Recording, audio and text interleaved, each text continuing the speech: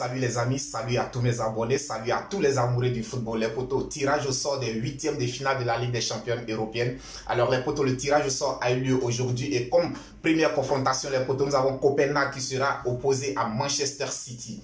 Alors Copenhague, les potos, il faut dire que Copenhague c'est une très bonne équipe. C'est vrai qu'ils ont débuté cette campagne de Ligue des champions difficilement, mais il faut noter qu'ils ont terminé deuxième de leur poule, derrière le Bayern de Munich et devant Manchester United et devant aussi Fenerbahçe. Donc il faut vraiment saluer cette performance de Copenhague. Mais je dirais que face à Manchester City, là c'était un autre niveau, c'était un autre calibre. Alors pour cette rencontre, les potos, pour moi, selon moi, je pense que les Citizens partent vraiment favoris avec près de 90% de victoire pour le Citizen. Je pense que Manchester City n'est pas vraiment favori.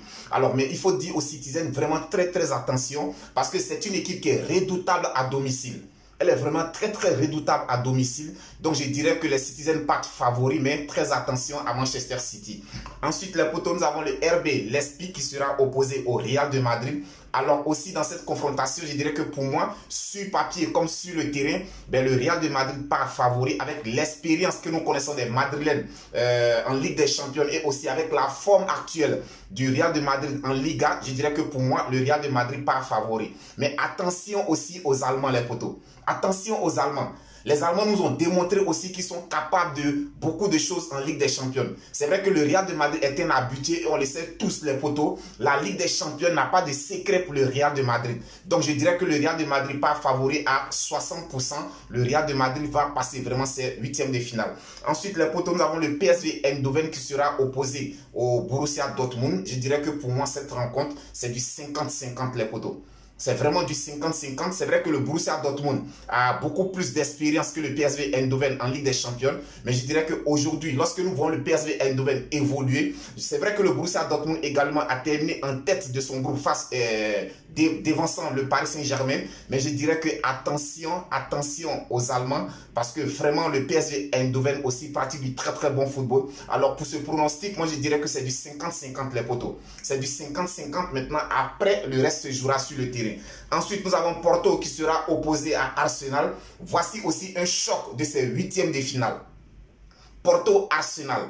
Là, nous avons affaire à deux équipes qui pratiquent vraiment un très bon football. Deux équipes qui sont vraiment très efficaces offensivement. Alors, Arsenal, pour son retour en Ligue des Champions, je dirais qu'en phase de poule, ben, Arsenal nous a démontré vraiment beaucoup de très bonnes choses. Et aujourd'hui, au niveau de la Première Ligue anglaise, Arsenal occupe la tête de la Première Ligue anglaise. C'est une équipe qui est en confiance. C'est une équipe qui ne cesse de monter en puissance. Mais aussi le FC Porto, les potos, on le sait tous, ces dernières années, le FC Porto nous a montré beaucoup de très bonnes choses en Ligue des Champions. Et aussi cette année, il faut dire que vraiment, ils sont redoutables sur le plan offensif.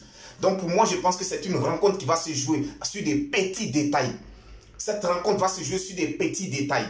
Mais je dirais que si je dois donner un pronostic pour moi les potos, je pense que Arsenal part quand même favori. Parce qu'aujourd'hui, Mikel Arteta pratique vraiment du football qui fait vraiment très peur.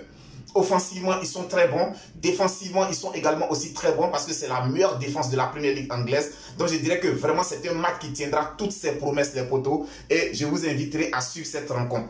Ensuite, les potos, nous avons le Paris Saint-Germain qui sera opposé à la Real Sociedad. Alors, sur papier, je dirais que les Parisiens sont favoris. Sur papier, le Paris Saint-Germain part favori. Mais attention au Paris Saint-Germain. Parce que cette équipe de la Real Sociedad, cette année, elle nous pratique vraiment du très bon football. Elle nous pratique du très bon football. Et nous savons, ces dernières années, le Paris Saint-Germain nous a démontré qu'à l'extérieur, ils ont vraiment tous les problèmes à l'extérieur. Alors, si le Paris Saint-Germain voudra se qualifier pour le prochain tour, je pense que les Parisiens devront faire la différence à domicile. Parce que lors du match aller, c'est le Paris Saint-Germain qui reçoit d'abord la Real Sociedad. Donc, à domicile, les Parisiens devront vraiment faire leur effort pour faire la différence. Alors, si le Paris Saint-Germain n'arrive pas à faire la différence lors du match aller, je pense qu'au match retour, ce serait vraiment très compliqué pour les Parisiens. Ben, sinon, je dis que le Paris Saint-Germain part légèrement favori parce qu'on le sait, ce sont des habitués de la Ligue des Champions et aussi avec l'effectif qu'ils ont et surtout le discours de Luis Enrique qui nous a fait comprendre qu'au retour des fêtes de fin d'année, on verra un autre visage du Paris Saint-Germain. On espère tout simplement que nous verrons un autre visage du Paris Saint-Germain. On ne verra pas le Paris Saint-Germain que nous avons vu lors du dernier match contre le Borussia Dortmund où cette équipe nous a démontré vraiment une inefficacité en attaque qui ne dit pas son nom. si le Paris Saint-Germain doit se mettre à louper, à rater de telles occasions, alors je dirais qu'ils n'ont pas de chance face à la Real Sociedad. Mais sinon, sur le papier, le Paris Saint-Germain part favori. Et également, je pense que dans les pronostics, je donne le Paris Saint-Germain vainqueur à 55%. 55% les potos. Donc, vous comprenez très bien que c'est un match qui va se jouer à un détail près. Ensuite, les potos, le choc selon moi, le tirage au sort le plus chaud, c'est l'Inter de Milan contre l'Atlético de Madrid. Ah oui, les potos. Pour moi, je pense que ce sera vraiment le choc de ces huitièmes de finale.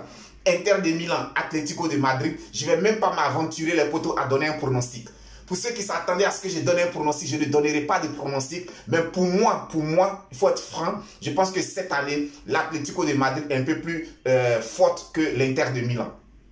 Mais nous parlons de la Ligue des Champions. L'Inter de Milan a été finaliste malheureux la saison dernière. Donc je pense qu'ils ont vraiment appris beaucoup de cette défaite en finale de Ligue des Champions. Donc il va falloir aussi à l'Atlético de Madrid de faire vraiment très attention aux intéristes. Là également, c'est une équipe qui sait voyager. Elle encaisse moins de buts à l'extérieur et à domicile. Lorsqu'elle a mis un but, il est difficile de revenir au score. Donc pour ce match également, si l'Atlético de Madrid veut se qualifier, je pense qu'ils devront faire la différence à domicile. Oui, à domicile. Parce que l'Inter de Milan, c'est vrai, à domicile, l'Inter de Milan n'est pas très efficace. La plupart de ces grandes victoires, les intéressent l'ont arraché à l'extérieur. Donc c'est un match où je donne 50-50 à chaque équipe, les potos. Ensuite, nous avons la Lazio qui sera opposée au Bayern de Munich. Ben là, les potos, c'est sans commentaire. Pour moi, le Bayern de Munich pas favori parce qu'on le sait, c'est d'ailleurs l'un des favoris de cette Ligue des Champions. Donc pour moi, je pense que le Bayern de Munich va éliminer la Lazio. Ensuite, nous avons Naples qui sera opposé au Barça. Alors, il faut dire que les potos, actuellement, ça ne va pas du côté du Barça. Mais la Ligue des Champions est différente de la Liga. La Ligue des Champions est différente de la Liga. Et j'espère qu'avant les matchs allés, le Barça va vraiment se remettre.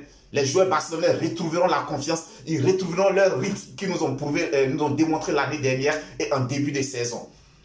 Donc je pense que sur papier, pour moi, les potos, je dirais que c'est du 45-50 en faveur du FC Barça. Donc le FC Barça part favori, légèrement favori. Alors il faut dire tout simplement que les potos, les huitièmes de finale allés se disputeront les 13 février 2024 et les matchs retour se disputeront le 5 mars 2024. Ensuite, les potos, quelques informations de certains grands championnats européens. Vous le savez, tous les lundis, nous avons l'habitude de faire tout le récap des grands championnats européens. Alors, nous partons tous du côté de l'Angleterre, les potos. Nous avons Liverpool qui recevait Manchester United. Match nul entre les deux formations sur le score de 0 but partout. Les potos, si vous avez raté ce match, je tenais à vous dire, vous avez raté vraiment un véritable match de football. Ah oui, c'est vrai qu'il y a eu 0 but partout. Mais je dirais que hier, j'ai retrouvé le Liverpool de Jürgen Klopp. Ce Liverpool qui avait fait une remontada spectaculaire au FC Barcelone. On s'en souvient, les potos, il y a 3 ans en arrière. On a retrouvé hier ce Liverpool-là. Ce Liverpool qui est capable de débuter une rencontre 100 à l'heure et la terminer 100 à l'heure. Hier, nous avons retrouvé ce Liverpool-là. Mais malheureusement pour eux, en face, ils avaient un Manchester United. Pour la première fois de la saison, j'ai vu un Manchester United qui était vraiment structuré défensivement. Défensivement, ils étaient vraiment très structurés, très disciplinés défensivement. La défense de Manchester United n'a commis aucune erreur. Je tiens vraiment à saluer les défenseurs de Manchester United. Je pense que hier, Raphaël Varane a fait vraiment parler son expérience. Raphaël Varane a fait vraiment parler son expérience. Et le portier aussi, le portier camerounais de Manchester United a vraiment fait quelques très bons arrêts. Je dis vraiment bravo à cette équipe de Manchester United qui a été disciplinée tactiquement, disciplinée défensivement. Je pense que c'est ce qui a empêché Liverpool de pouvoir emporter ce match. Sinon, vraiment, Liverpool a donné le meilleur de lui-même. Je pense que Liverpool méritait cette victoire. Mais comme je l'ai dit, malheureusement, ils sont tombés sur un Manchester United vraiment très bien organisé hier. Match nul entre les deux formations sur le score de 0 but partout. Ensuite, nous avons Arsenal qui recevait Brighton. Les Gunners se sont imposés sur le score de 2 buts à 0. Cette victoire permet aux Gunners de Arsenal d'occuper la première place de la Premier League anglaise. Ensuite, les poteaux, nous avons Brentford qui recevait Aston Villa. Je l'ai dit dans l'une de mes vidéos, Aston Villa est la révélation de ce début de saison 2023-2024. Aston Villa est allé s'imposer du côté de Brentford sur le score de 2 buts à 1. Ensuite, nous avons Manchester City qui recevait Crystal Palace. Match nul entre les deux formations sur le score de 2 buts partout. Les potos, je dirais que pour moi, c'est une contre-performance des Citizens. Parce que Manchester City menait sur le score de 2 buts à 0 et à domicile. Il est très rare de voir Manchester City se faire remonter à domicile. C'est vraiment très rare. Et bien hier, ça a été le cas. Tant bien même qu'ils menaient 2 buts à 0, ils se sont fait remonter par Crystal Palace. Et match nul entre les deux formations, 2 buts partout. Il faut dire que l'absence aujourd'hui de Erling Haaland se fait ressentir. C'est vrai qu'il est beaucoup critiqué. On trouve que c'est un joueur qui ne participe pas au jeu de Manchester City. Mais qu'est-ce qu'on demande à un avant-centre? On demande à un avant-centre de marquer des buts. Mais c'est ce qu'il sait faire. Moi, je pense que si Pep Guardiola veut que Erling Haaland soit efficace, qu'on lui évite de trop participer au jeu. C'est un joueur, c'est un renard de surface. Laissez-le tourner aux abords de la surface de réparation, il vous inscrira vos buts. Si vous lui demandez de participer aux tâches défensives, vous lui demandez de participer au jeu, il n'a pas aujourd'hui cette capacité de pouvoir le faire et d'être efficace devant les buts. Donc je pense que ces jours-ci, si Erling Haaland était vraiment inefficace devant les buts, c'est tout simplement parce qu'on lui demande de trop participer au jeu. Et là, ce n'est pas son point fort. Ensuite, les potos, nous avons Chelsea qui recevait Sheffield United. Victoire des Blues de Chelsea sur le score de 2 buts à 0. Quant à Nottingham Forest, ils se sont fait surprendre à domicile par Tottenham sur le score de 0 but à 2 en faveur de Tottenham. Du côté de l'Espagne, les potos, nous avons le Real de Madrid qui recevait Villarreal. On a assisté à une démonstration des Madrilènes qui ont pris le dessus sur Villarreal sur le score de 4 buts à 1. Il faut noter le gros match, les potos, de Luka Modric. Vraiment, Luka Modric nous a sorti une masterclass. Je ne voudrais même pas aujourd'hui parler encore de Jude Bellingham parce que les potos, je vous l'ai déjà dit, je n'ai plus de qualificatifs pour pouvoir qualifier Jude Bellingham. C'est un joueur extraordinaire et je pense que le football est en retard sur Jude Bellingham. Ce n'est pas Jude Bellingham qui est en avance sur le football, mais le football est en retard sur Jude Bellingham parce que lorsque nous regardons ce gamin jouer aujourd'hui, il est capable de fournir beaucoup d'efforts au milieu de terrain et en même temps de se retrouver au poste d'avant-centre. Aujourd'hui, Carlo Ancelotti essaie de tirer le profit, le maximum de ce joueur-là. La preuve en est que Carlo Ancelotti peut se permettre de jouer sans avant-centre. Oui, il peut se permettre de jouer sans avant-centre tout simplement parce qu'il a un Jude Bellingham qui est capable de jouer milieu de terrain et de devenir buteur. Donc vraiment, je tire mon chapeau à ce joueur. Quant aussi à Rodrigo qui ne cesse de monter en puissance, je dirais qu'aujourd'hui, en l'absence de Vinicius Junior, Rodrigo prend ses responsabilités, il assume son rôle et aujourd'hui, vraiment, il est en train de monter en puissance. Ce Real de Madrid, les potos, commence à faire peur. Avec tous ces blessés, la page noire de cette victoire du Real de Madrid, les potos, c'est la sortie sur blessure de David Alaba et aussi voilà, de David Alaba qui est sorti sur blessure. Mendy également est sorti sur blessure. Je dirais que l'infirmerie du Real de Madrid ne cesse de garnir. Mais malgré cela, ils assurent toujours de bons résultats et le Real de Madrid est pour l'instant en tête de la Liga. Ensuite, les potos, nous avons Valence qui recevait le FC Barcelone. Un but partout entre les deux formations. Là, c'est un peu plus compliqué pour les Blaugrana. Ça fait maintenant bientôt 3 matchs, toutes compétitions confondues, que les Blaugrana n'ont pas enregistré de victoire. Attention à Xavi. Les mauvais résultats commencent à s'accumuler. Et quand c'est comme ça, tout de suite, le doute va s'installer dans la tête des joueurs et ça peut devenir catastrophique pour les Blaugrana. Attention à vous. Ensuite, les potos, nous avons l'Atlético Bilbao qui recevait l'Atlético de Madrid. Victoire de l'Atlético Bilbao sur le score de 2 buts à 0. Quant à Girona, les potos, le surprenant leader. Mais pour l'instant, ils ont perdu leur place de leader parce que le Real de Madrid a chippé cette place de leader. Mais Girona jouera aujourd'hui sous le coup de 21 face au Deportivo Alaves.